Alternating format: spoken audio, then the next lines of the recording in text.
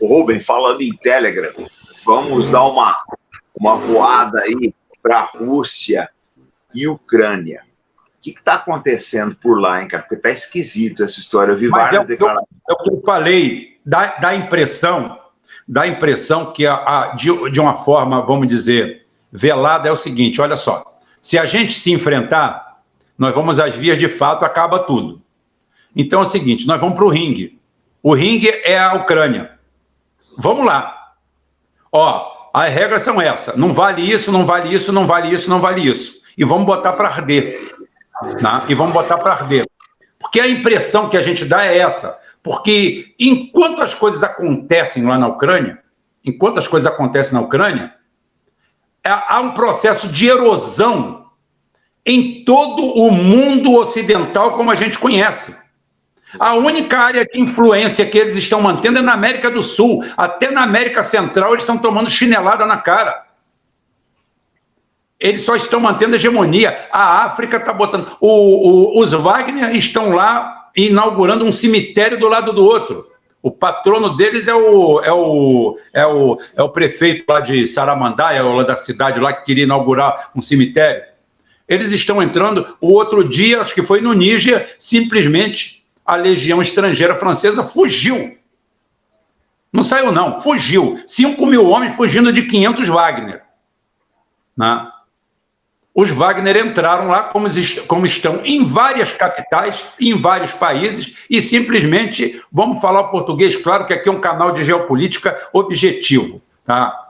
Simplesmente é o seguinte, quem não corre, morre. Quem não corre, morre. Só tem essas duas alternativas. Se fulano sumiu, meu amigo não foi para a Disneylândia, está enterrado em algum lugar da África. Estão fazendo assim, estão entrando e simplesmente cota zero. Sai todo mundo. Estão fazendo igual a Mussolini fez com a máfia no começo da década de 30. Mussolini foi fazer uma inauguração no sul lá e um prefeito falou para ele que para ficar tranquilo que aqui o senhor está protegido, o senhor está com a gente. Aquilo indignou ele. Ele falou, como é que é? Não é o Estado italiano que manda aqui? Não, não. Ele denominou lá um prefeito para Palermo e também foi a mesma coisa. Cesare Mori. Exatamente. Que é o seguinte, foi a mesma coisa.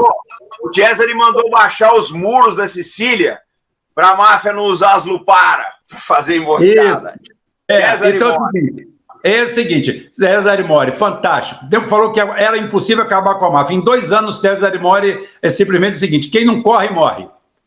E correu todo mundo para os Estados Unidos. Inclusive, a máfia só volta para a Itália através da mão de Luque Luciano, em conluio com as Forças Armadas Americanas. O desembarque...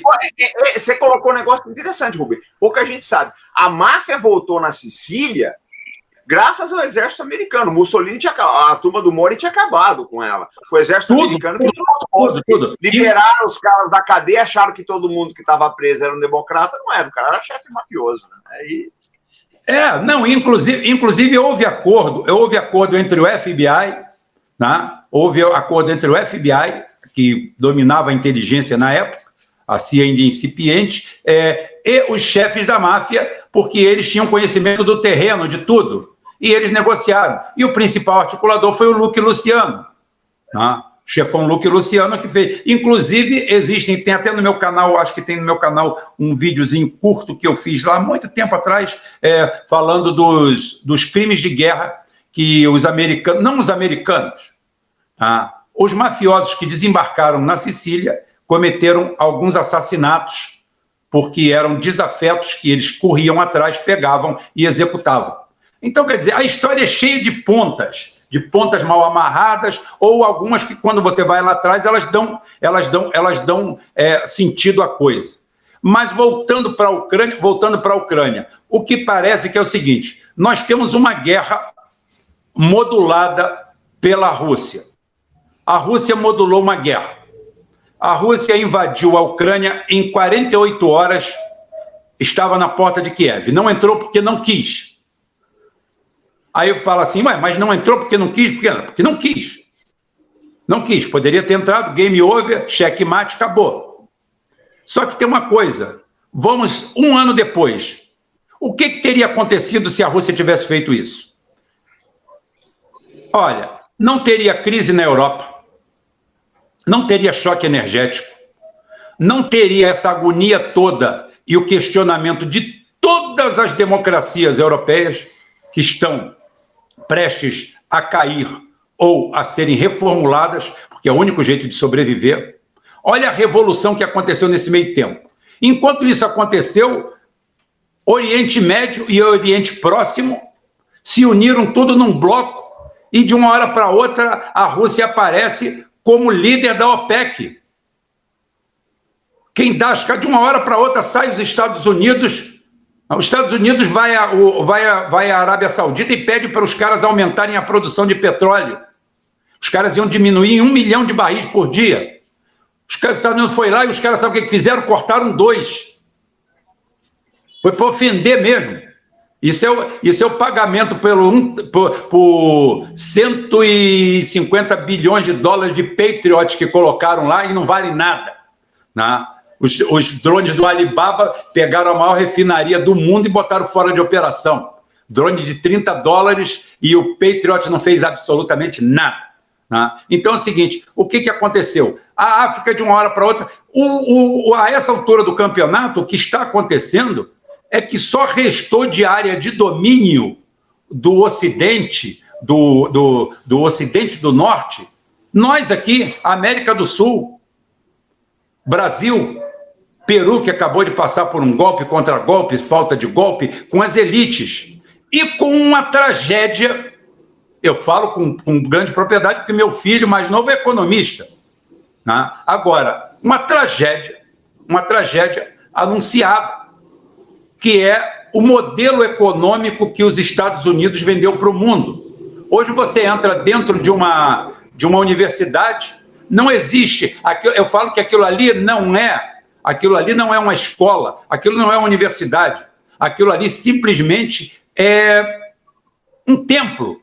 Ali se criam sacerdotes que cultuam o dólar. Eles têm uma estátua do dólar no meio da sala, tá? E o negócio deles é simplesmente cultuar o dólar. E saem dali dizendo que é técnica, dizendo que é aplicabilidade, algo que simplesmente é fé. Fé que eles têm naquilo. Eles criam a doutrina a ponto que hoje o que acontece? Qual o cenário que nós temos hoje?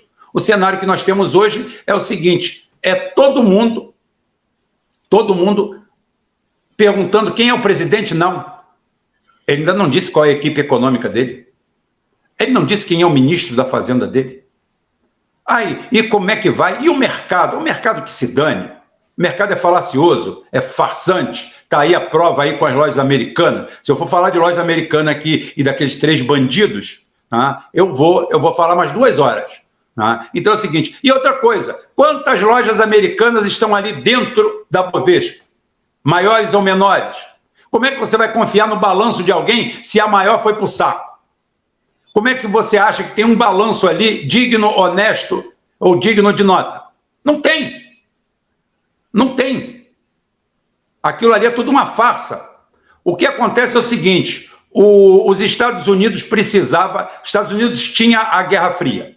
Então eles tinham uma máquina de guerra até eficiente. Tanto é que todos os bons armamentos americanos, todos eles são dessa época ainda.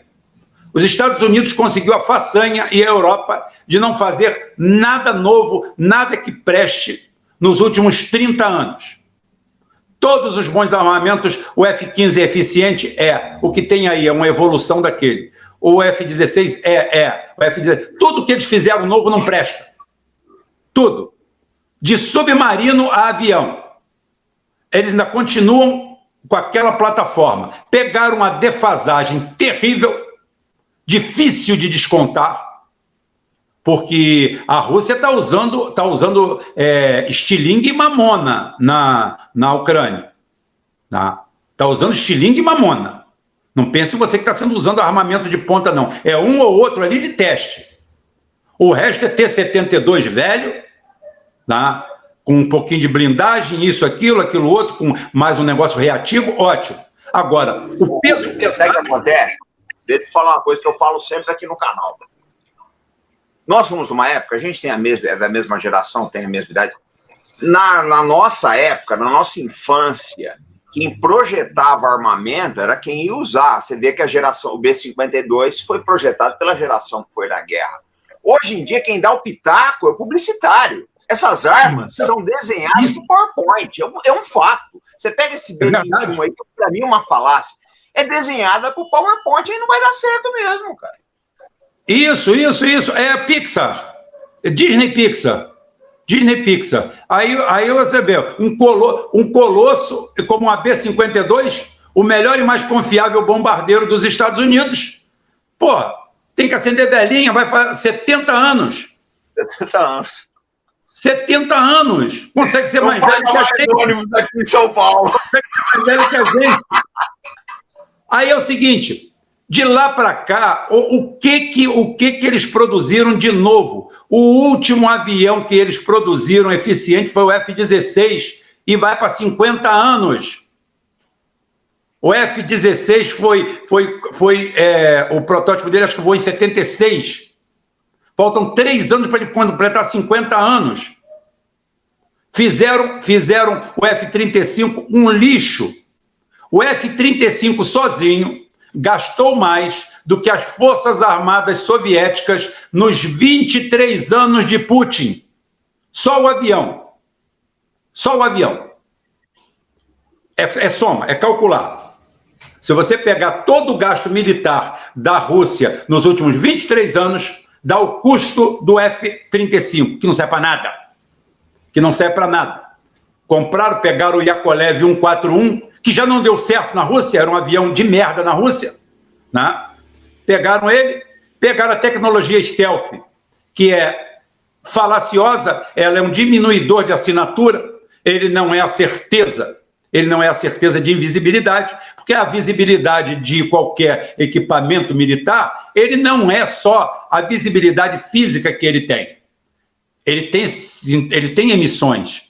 Né? Ele tem que. O F-35 não vai ser enxergado por ninguém, tá? Mas também não vai enxergar ninguém se ele não ligar um radar, né? Se ele não fizer nenhum tipo de contato, se ele não ligar a rádio, se ele não fizer nada, ele também não vai achar nada. E quando ele acha, é captado. E aí? Avionicamente é uma falácia. Ele no ar, ele pede para o F-5 brasileiro. Não estou brincando, não. Se você botar. Ele não aguenta um dogfight com F-5 ou com MiG-21. Né? Se você botar eles em dogfight, acabou. Então é o seguinte: é um avião horroroso. Horrível. Não presta para nada. É o F-104, é o Starfighter, tá, da nossa época, não por acaso da Lockheed também, que deu pés para a manga do escândalo da Lockheed. Tá? Então é o seguinte, como o senhor falou, projeto Pixar, a Disney lançando armamento. Olha que armamento bonito, olha como ele é bonito. Aí faz um mock-up, que é uma maquete.